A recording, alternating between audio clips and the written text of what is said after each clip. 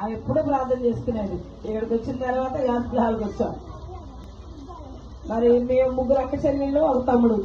మా అక్క, మా చెల్లి వాళ్ళ ముందే రక్షణ పొందారు. నేను మాత్రం చాలా గర్విష్టిగా ఉండేదాన్ని. అసలు ఎవరు లెక్క చేసేదాన్ని, బాగా చదివేదాన్ని. అయితే నేను ఎప్పుడు చర్చకొచ్చేదాన్ని. మా టైంలో శారమక్క వేస్తారు అక్క, సండే స్కూల్ టీచర్స్. సండే స్కూల్కి వచ్చేవాళ్ళు. మాది రోడ్డు ప్రక్కన ఇల్లు అనమాట.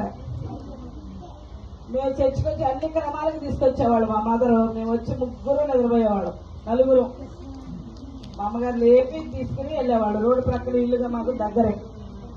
మరి సండే స్కూల్ సమయంలో సండే స్కూల్కి వచ్చేదాన్ని, వాక్యం వినేదాన్ని, అన్ని క్రమాలకు తీసుకొచ్చేవాళ్ళు మా మదర్. మంగళవారం సాక్ష్యాలు వింటే నేను కూడా అనుకునేదాన్ని, నేను కూడా రక్షణ పొంది యేసుప్రభు నాతో మాట్లాడే సాక్ష్యాలు చెప్పాలి అనుకునేదాన్ని. ఏంటన్నారా, మళ్ళీ చాలా మంది అనుకుంటారు. అది ఎప్పుడు ఉండేది, గుళ్ళో అడుగు పెట్టినప్పుడే ఉండేది. గుడి నుంచి బయటకు వెళ్ళాక మామూలు అయిపోయేది. ఫ్రెండ్స్, స్కూల్కి వెళ్ళటం, రావటం, బాగా చదివేదాన్ని. అందుకే నాకు బాగా గర్వం ఉండేది. చూసారా, మరి 15 సంవత్సరాల వయసులో నేను అన్ని సాక్ష్యాలు విన్నప్పుడు రక్షణ పొందాలని ఆశ కాదు. అందరూ నా కోసం ప్రార్థన చేసేవాళ్ళు. మా చెల్లి, మా అక్క, మా అమ్మగారు అందరూ ప్రార్థన చేసేవాళ్ళు. మా నాన్నగారు పోలీస్ చేసేవాళ్ళు. ఆయన జేబులు ఎప్పుడు డబ్బులు దొబ్బేసేదాన్ని, తీసుకునేదాన్ని. అది తెలియదు అనేదాన్ని. చూసారా, ఇవన్నీ చిన్నప్పుడు అందరం చేస్తాం. కానీ సినిమాలు చూడటం, ఇంకా వేరే వేరే అలవాట్లు నాకేం లేవు. నాకు ఫస్ట్ నుంచి నేను ఇష్టపడేదాన్ని కాదు. మరి అలా ఉండగా నేను 15 సంవత్సరాలప్పుడు నేను కూడా రక్షణ పొందాలి, ప్రభు నాతో మాట్లాడాలని ఆశ నాకు కలిగింది. ఎందుకని, వాక్యం వినడం ద్వారా ఏం కలగాలి, మనకి విశ్వాసం కలగాలి. నేను కూడా రక్షణ పొందాలి, నేను కూడా ప్రార్థన చేసుకోవాలి. అందరికి చెప్పేదాన్ని, అమ్మో నేను 10th క్లాస్లో కాపీలు రాయాలి, నేను ఇప్పుడు రక్షణ పొందనేదాన్ని. అర్థమైందా? అయితే నేను 10th ఫెయిల్ అయ్యా. 2 సబ్జెక్టులు పోయింది, ఇంగ్లీష్, మ్యాథ్స్. ఎందుకని, నేను రక్షణ పొందలా. అప్పుడు ఎగ్జామ్స్ రాసిన తర్వాత మరి దేవుని సన్నిధిలో నేను ప్రార్థన చేసుకున్నాను. నా ప్రతి పాపాన్ని ప్రభు సన్నిధిలో ఒప్పుకున్నా. దొంగతనాలు, మా నాన్నగారు బాగా సంతోషించారు. అమ్మో, నా జేబులో డబ్బులు ఎప్పుడు అట్లాగే ఉంటే మా అమ్మాయి రక్షణ పొందుతున్నాను.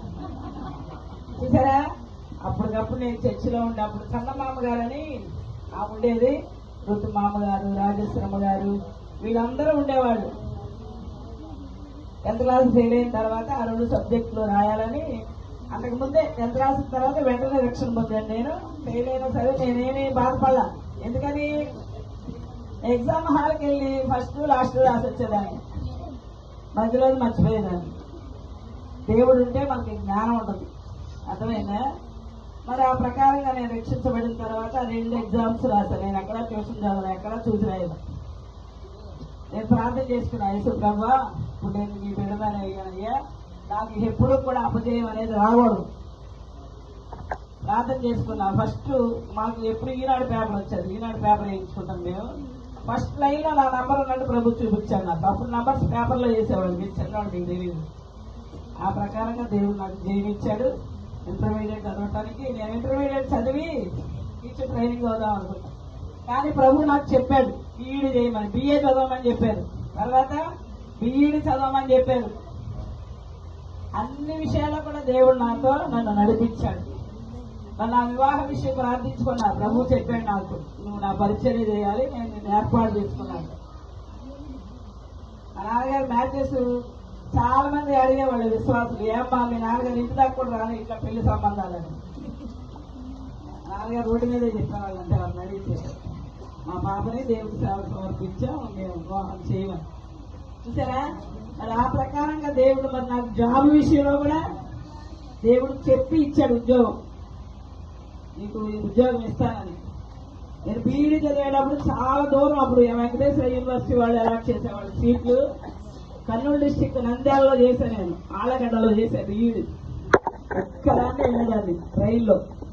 ఈ రోజుల్లో ఉన్నట్టు ఎక్కడ పట్టి అక్కడ బీఈడీ కాలేజ్ ఏమిటి చదివేటప్పుడు. గుంటూరు వెళ్ళి గుంటూరులో గదక్ ట్రైన్ ఎక్కి వెళ్ళేదాన్ని. నంద్యాల దిగేసరికి 5:30 అట్లా అయ్యేది. అక్కడ నుంచి మళ్ళీ బస్సు ఎక్కి ఆళ్ళగడ్డ వెళ్ళేసరికి 7:30, 8 అయ్యేది. మరి అక్కడ కాలేజీలో కూడా అది ప్రైవేట్ కాలేజీ, బీఈడీ ఎగ్జామ్స్ రాసేటప్పుడు అందరూ చూసి రాశారు.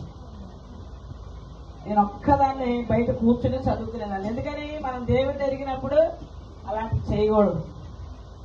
నేను ఎప్పుడైతే రక్షణ పొందానో దేవుడు నాకు ఒక్క దానిలో కూడా అపజయలేదు. Inter first year, second year, degree 3 years, BEd చాలా కష్టం.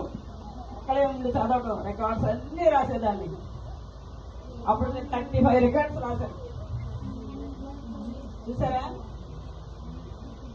మరి అయినా కానీ దేవుడు నన్ను విడిచిపెట్టలే. నేను ఒక్కదానే హాస్టల్ అని ఒక హాస్టల్ లాగా పెట్టారు. హాస్టల్ కాదు అది, ఒక పేరెంట్ ఒక ఫ్యామిలీ హాస్టల్ నడిపించేది. వాళ్ళందరూ చర్చికి వెళ్ళేవాళ్ళు. వాళ్ళందరూ అది దగ్గరలో అహోబిలం అని, అది పెద్ద దేవాలయం అంటారు. అక్కడికి నన్ను తీసుకెళ్ళాలని చాలా పంతం పెట్టారు. క్రిస్టియన్స్ ఉన్నారు, వాళ్ళు ఎల్ఈఎఫ్ వాళ్ళు ఎవరో, వాళ్ళు కూడా వెళ్ళారు. వాళ్ళు కూడా ప్రార్థన చేస్తారు. వాళ్ళు వచ్చారు, నువ్వు ఎందుకు? నేను రానండి, అది దేవునికి ఇష్టమైంది కాదు, నేను రానని. అప్పుడు నా కాన్వకేషన్ కోసం నేను విజయవాడ వచ్చేసాను. అందరూ చూసి రాశారు బుక్స్ పెట్టి, కానీ నేను మాత్రం నా దేవుడు చూస్తున్నాడు. చదివి కష్టపడి ఎగ్జామ్స్ రాశాను. దేవుడు నాకు బీఈడీలో కూడా మంచి జయాన్ని ఇచ్చాడు. నా స్తోత్రం. నా జాబ్ విషయంలో కూడా దేవుడు నాకు సహాయం చేశాడు. ఇదంతా దేవుడి కృప.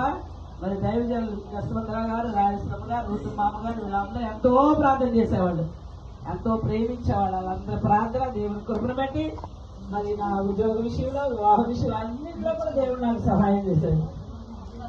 చూసారా?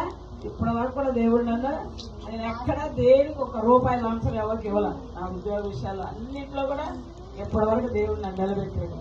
కాబట్టి మనం ఆయన బిడవంగా ఉంటే దేవుడు మనల్ని నడిపిస్తాడు, చెప్తాడు దేవుడు మనకి. కాబట్టి దేవుని సన్నిధిలో మీరందరూ రక్షణ పొంది దేవుని మాట ప్రకారం జీవించండి. అప్పుడు దేవుడు మనల్ని ఆశీర్వదిస్తాడు. ప్రార్థన చేద్దాం. మోకరించండి.